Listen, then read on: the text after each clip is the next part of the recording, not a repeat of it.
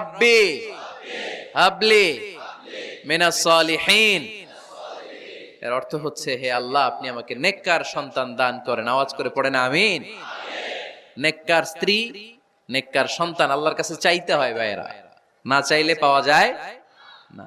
তাহলে 1 নম্বরে ভালো মায়ের ব্যবস্থা করলাম সন্তানের জন্য, 2 নম্বরে আমরা আল্লাহর কাছে দোয়া করলাম, 3 নম্বরে আল্লাহ দোয়ায় সাড়া দিলেন, আল্লাহ ছেলে বা মেয়ে কিছু একটা দিলেন, তখন শুকরিয়া করবেন কার?